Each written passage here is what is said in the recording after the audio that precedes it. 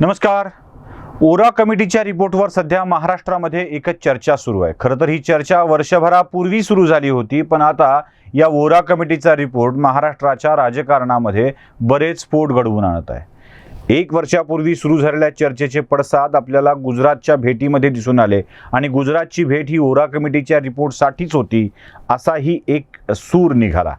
ती कशासाठी होती, त्यात असलेले व्यक्ती हे ओरा कमिटीच्या रिपोर्ट्समध्ये इन्क्लुडेड होते असंही कळत आहे. आणि त्यात ओरा कमिटीच्या रिपोर्टनुसारच अमित शहानी एक मोठा आरोप देखील केलेला होता. या सगळ्या गोष्टींचा संदर्भ जोडता ओरा कमिटीच्या रिपोर्टवरती बरीच चर्चा होऊ लागली. ओरा कमिटी काय आहे, ती कशाकरता स्थापन झाली होती, तिचा अहवाल नेमका काय आहे, अहवालाचा कोणता भाग प्रकाशित झालाय, कोणता भाग प्रकाशात आलेला नाही आहे, त्यात काय आहे, कोणाकोणाची नावे आहेत, ही समिती कोण नेमली होती आणि आता सर्वोच्च न्यायालयामध्ये या समितीचा अहवाल खुला व्हावा म्हणून भाजपचा एक खासदार जातोय. या सगळ्या विषयावर आपल्याला बोलायचं आहे. विषय आहे आउटलुकचा सीधा वार शरद पवार आणि आपण यात सगळ्या गोष्टींचा खुलासा करणार आहोत. नमस्कार, मी आहे सुशील कुलकर्णी, आपण पाहताय अॅनालायझर. विषयाला सुरुवात करण्यापूर्वी एक गोष्ट स्पष्ट करतोय. एकूण घटना या घडलेल्या आहेत. यातील व्यक्तींची नावं ही अन्य लोकांनी घेतलेली आहेत, यातलं माझं विधान नाही. फक्त त्या घटनांचा सुसंगत क्रम लावण्याचा प्रयत्न मी या व्हिडिओच्या माध्यमातून करतो आहे. आशा आहे आपल्याला हा सुसंगत क्रम नक्की आवडेल. त्याहीपेक्षा ओरा समिती आणि त्याचा अहवाल या सगळ्या विषयांना आपल्या डोक्यात काही स्पष्टता येईल, हा विषय नीट समजून येईल. चला विषयाला सुरुवात करूया. विषयाला सुरुवात करतोय आपण अगदी मागच्या वर्षीपासून. संजय राऊत जे विश्वप्रवक्ते आहेत त्यांनी एक विधान केलं होतं. विधान काय होतं? संजय राऊत म्हणाले होते, मुंबईचा सीपी कोण असावा हे अंडरवर्ल्ड ठरवत होतं, मंत्रालयात कोण बसायचं हे अंडरवर्ल्ड ठरवत होतं, अगदी करीमलालाच्या भेटीला इंदिरा गांधी सुद्धा येत होत्या. संजय राऊतांच्या या विधानामुळं महाराष्ट्राच्या राजकारणात खळबळ माजली, काँग्रेस आक्रमक झाली. पुढे राऊतांनी हे विधान मागं घेतलं, पण करीमलालांसोबतचा इंदिरा गांधींचा फोटो मात्र सगळ्या जगानं पाहिला. अगदी करीमलालाच्या नातवानं सुद्धा इंदिरा गांधींसोबतच काय अन्य नेत्यांसोबत देखील आपले करीमलाला यांचे फोटो आहेत हे जाहीरपणे सांगून टाकलं. करीमलाला मुंबईच्या अंडरवर्ल्डमधलं एक मोठं नाव, ज्याचे राजकारण्यांशी संबंध होते. करीमलालाच्या काळातच दोन अजून अंडरवर्ल्ड डॉन मुंबईमध्ये कार्यरत होते. त्यातला एक वरदा राजन, जो दारू या विषयामध्ये खूप मोठं काम करायचा, आणि तिसरा डॉन म्हणजे हाजी मस्तान. करीमलाला, हाजी मस्तान आणि वरदा राजन या तिघांच्यामध्ये आडवा विस्तव जात नव्हता. शेवटी तिघांनी मिळून मुंबईची गुन्हेगारीसाठी विभागणी केली आणि धंदा चालू लागला. पण छुटपुट घटना होत होत्या.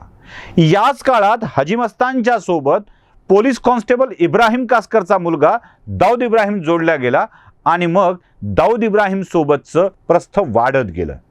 दाऊद इब्राहिम म्हणजे हाजी मस्तानची गँग आणि करीमलाला यांच्यामध्ये जोड घालून दिली ती जेनाबाई चावलवालांनी.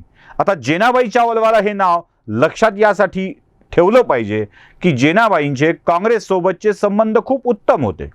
त्या काळामध्ये, ज्या काळात अन्नधान्याचा मुंबईत तुटवडा होता, त्या काळात जेनाबाई तांदूळ ब्लॅकनं विकायचा धंदा करायची आणि जेनाबाईचे संबंध ही अंडरवर्ल्डशी खूप उत्तम होते. अगदी अंडरवर्ल्डला इशारा येणारी, चालवणारी जेनाबाई होती. करीमलालाच्या दृष्टीनं जेनाबाईचं आदराचं स्थान होतं. या जेनाबाईनं दाऊद आणि करीमलाला यांची भेट घालून दिली. पुढे हाजी मस्तान युगाचा अंत झाला, वरदा राजन संपला आणि करीमलालाच्या साम्राज्याला देखील ओहोटी लागली आणि अख्ख्या मुंबईवर एकच डॉन राज्य करू लागला, त्याचं नाव दाऊद इब्राहिम. आता मी हे सगळं यासाठी सांगितलं की कुठे ना कुठे जेनाबाईच्या माध्यमातून थेट करीमलालाचे किंवा हाजी मस्तानचे राजकीय संबंध होते आणि जे पुढे वाढत गेले. संजय राऊतांचं विधान म्हणूनच खूप महत्त्वाचं ठरतं. करीमलालाचे सगळेच्या सगळे फोटो तुम्हाला दिसू लागतात. चला आता आपल्याला मूळ विषयाकडे वळायचं आहे, कारण त्यावरच आपलं सगळं अवलंबून आहे. वोरा कमिटीचा रिपोर्ट. संजय राऊतांच्या विधानानंतर एक गोष्ट तरी स्पष्ट होते आहे की भलेही त्यांनी मागं घेतलं असेल की राजकीय संबंध होते. आता पुढे आपण 1993च्या आसपासच्या काळामध्ये येऊया. या काळामध्ये मेनन दाऊद आणि इक्बाल मिर्ची हे सगळी राजकारण मुंबईचा अंडरवर्ल्ड चालवत होती. 1993च्या आधी म्हणजे बाबरीचं पतन झाल्यानंतर मुंबईमध्ये मोठ्या प्रमाणावर हिंसाचार होणार होता आणि ती दंगल शमवण्यासाठी म्हणूनच शरद पवारांना मुंबईमध्ये परत पाठवण्यात आलं होतं. शरद पवार केंद्रामध्ये होते, एक संरक्षण मंत्री म्हणून नरसिंहरावांच्या सरकारमध्ये. सुधाकरराव नाईकांना हटवून शरद पवारांना महाराष्ट्राचं मुख्यमंत्री केलं होतं. आता घटना ती येते की 11 मार्च 1993ला मुंबईमध्ये मोठमोठे बॉम्बस्फोट घडले आणि हे बॉम्बस्फोट 12 बॉम्बस्फोट घडले होते. शरद पवारांनी मात्र 13 झाल्याचं सांगितलं आणि एक स्फोट मशिदीत झाल्याचं सांगितलं. तुम्ही लोक माझे सांगाती वाचाल तर त्यात त्यांनी ते का सांगितलं आणि पुढे ती घटना कशी योग्य होती याचा खुलासा केलेला आहे. लोक माझे सांगातीमध्ये शरद पवारांनी मी एक स्फोट वाढवून सांगितला होता, हिंदू मुस्लिम दंगल पेटू नये म्हणून, हे देखील स्पष्टपणे सांगितलेलं आहे. चला पुढे जाऊया. 257 लोकांचा बळी आणि 713 लोकांना मृत्युमुखी जखमी करणारा हा सगळ्यात मोठा भीषण स्फोट मुंबईमध्ये एक मालिका घडलेली होती. आता या स्फोटानंतर 6 मार्च 1993ला शरद पवार मुख्यमंत्री बनले होते आणि लगेच हे बॉम्बस्फोट घडले होते. आता या सगळ्यामध्ये 9 जुलै 1993ला म्हणजे पुढे बऱ्याच दिवसानंतर मार्च झालं, मार्चमध्ये सगळा गोंधळ झाला. मार्च, एप्रिल, मे, जून, जुलै महिना उजाडल्यावर 9 जुलै 1993ला त्या काळामध्ये आंतरिक सुरक्षा मंत्री होते राजेश पायलट.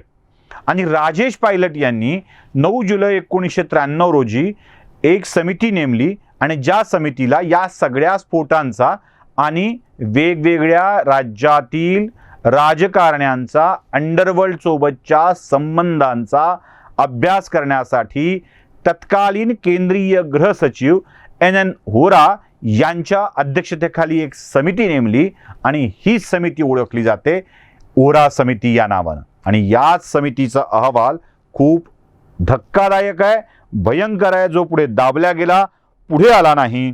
आता या समितीचा 12 पानांचा एक अहवाल समोर येतोय, पण असं म्हणतात की 100 पानांपेक्षा अधिकचा, 112चा असं सांगितलं जातं. यातली वस्तुस्थिती माहीत नाही.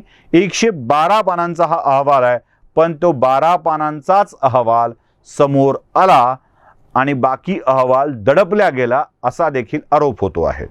जेव्हा जेव्हा माहितीच्या अधिकारामध्ये हा अहवाल मागितला गेला तेव्हा तेव्हा तो छोटा कमी केलेला अहवालच लोकांच्या समोर देण्यात आला. आता हा NN व्होरा समितीचा अहवाल इतका गंभीर होता की या समितीचं गठनच मुळात राजकीय संबंध गुन्हेगारांशी कसे आहेत, गुन्हेगारांपेक्षा सुद्धा अंडरवर्ल्डशी कसे आहेत हे सांगण्यासाठी ही समिती नियुक्त केलेली होती. आणि तो अहवाल आलेला आहे, अगदी 27 वर्षापूर्वी आलेला आहे. गृह मंत्रालयाने देखील व्होरा कमिटीला एक अहवाल दिलेला होता आणि त्या अहवालाच्या आधारावरच ही सगळी तपासणी चालू होती. 14 फेब्रुवारी 1996, आता तो मुख्य काळ येतोय 14 फेब्रुवारी 1996चा. आणि 14 फेब्रुवारी 1996 व्हॅलेंटाईन डे, 14 फेब्रुवारी 1996चा वर्ष होते. आणि या दिवशी हा अहवाल लीक झाला. आउटलुक नावाच्या एका नामांकित मीडिया हाऊसनं हा अहवाल लीक केला आणि 14 फेब्रुवारी 1996ला म्हणजे या दंगलीच्या घटनेच्या नंतर अगदी 3 वर्षानंतर आउटलुकमधले एक पत्रकार आहेत जोशी नावाचे, त्यांनी हा अहवाल पूर्णतः प्रकाशित केला. आता जे आउटलुकमध्ये जोशी सांगतायत तो आउटलुकचा प्रकाशित झालेला पूर्ण वृत्तांत आपल्या हातात आहे, ज्यात तुम्ही एक एक पान देखील आता यापुढे बघणार आहात. तुम्हाला स्क्रीनवर देखील तो दिसणार आहे. यातलं एकही वाक्य अनालायझरचं अथवा सुशील कुलकर्णीचं नाही. श्री राजेश जोशी आउटलुकचे प्रतिनिधी यांनी जे या अहवालात लिहिलं आहे तेच मी तुमच्या समोर मांडतो आहे आणि हाच खरा धक्कादायक प्रकार आहे.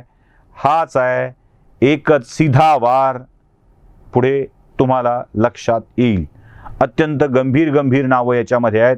आता याचं सत्य न्यायालयातून किंवा या अधिकृत अहवालातून समोर येईल, पण आउटलुकचे राजेश जोशी आपल्या अहवालात जे म्हणतायत ते मी तुमच्या समोर मांडतोय.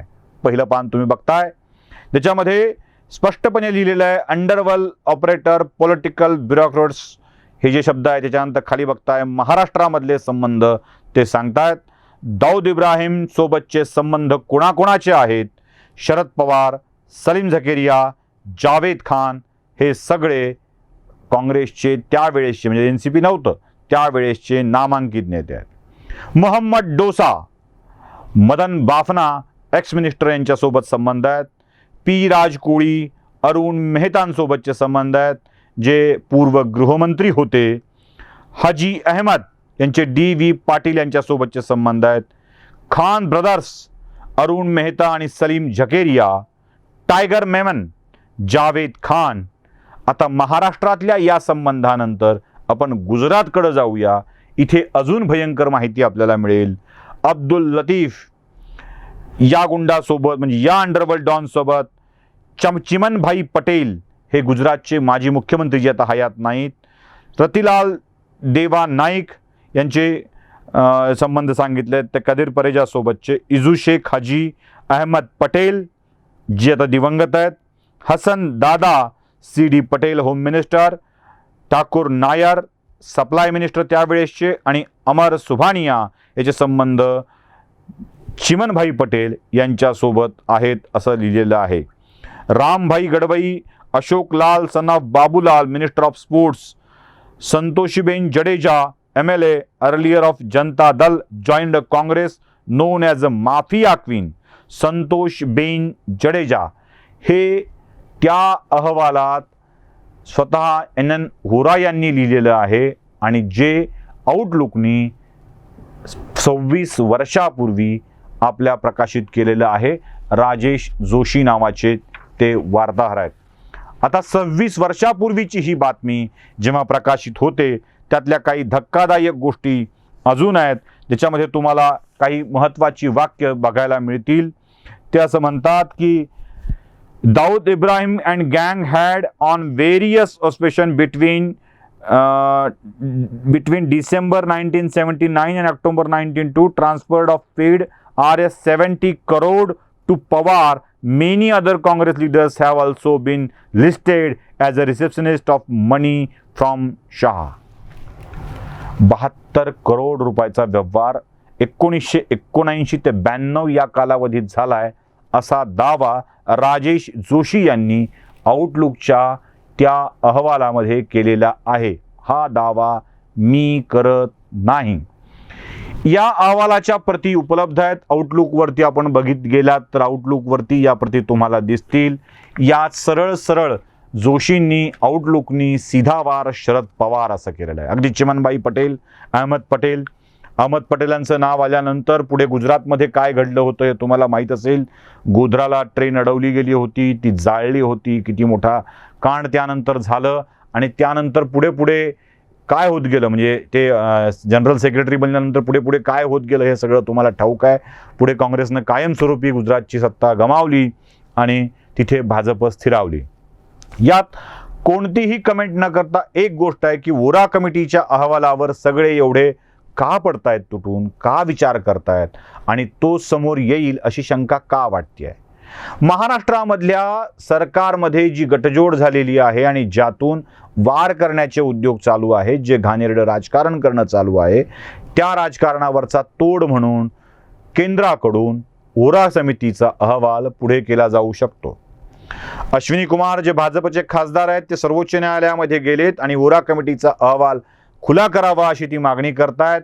यासोबत या ज्यांची नावं आहेत त्यांना पद्म पुरस्कार दिला गेलेला आहे, ते खासदार आहेत, त्यांना सरकारी बंगले आहेत, या सगळ्या सुविधा यात लिप्त असलेल्या लोकांच्यापासून काढाव्यात अशी मागणीही त्यांनी केलेली आहे. खरं तर हे राजकारण आहे, पण या राजकारणात सुद्धा आता जो अहवाल अनामंत आहेत ते भाजपवाले आहेत, पण ज्यांनी अहवाल केलाय ते राजेश पायलट असू देत, तत्कालीन गृहमंत्री असू देत, तत्कालीन पंतप्रधान असू देत आणि त्यावेळेसचे नेते असू देत, हे सगळे एकाच वेळी काँग्रेसमध्ये होते हे विसरून चालणार नाही. काँग्रेसच्याच काळात हा अहवाल तयार झाला. काँग्रेसच्याच काळात हा अहवाल सबमिट झाला आणि त्यावेळी राज्यात एकछत्री काँग्रेसचीच सत्ता होती, हे देखील विसरून चालणार नाही. त्यामुळं हा अहवाल भाजप पुरस्कृत आहे असा दावा देखील करता येणार नाही. या अहवालातील पानं आउटलुकनं 26 वर्षापूर्वी छापलेली आहेत. त्यामुळं तो अहवाल आम्ही नव्यानं आणलाय असंही समजण्याचं कारण नाही. ओरा अहवालामध्ये एवढ्या सगळ्या नेत्यांची नावे आल्यामुळे आता यातले दिवंगत झाले ते गेले, म्हणजे अहमद पटेल, चिमनभाई पटेल, अरुण नेहरू, ही सगळी नावं जरा बाजूला काढूया आपण. आता उरतायत जी नावं, त्या नावांच्यासाठी ओरा समितीचा अहवाल ही गले की हड्डी बनण्याची शक्यता आहे. आणि या अहवालावरच्या न्यायालयाच्या निर्णयावरच भविष्यातली अनेक राजकीय गणितं अवलंबून आहेत. ओरा अहवाल काय आहे असा प्रश्न प्रत्येक जण विचारत होता. त्या प्रश्नाचं उत्तर ओरा अहवालासंबंधीच्या सगळ्या गोष्टी आपल्या समोर ठेवून दिल्या आहेत. आता यानंतर नाव पवारांचं घेतलं म्हणून कोणी शिव्या देणार असेल तर त्यांचं हार्दिक स्वागत. धन्यवाद.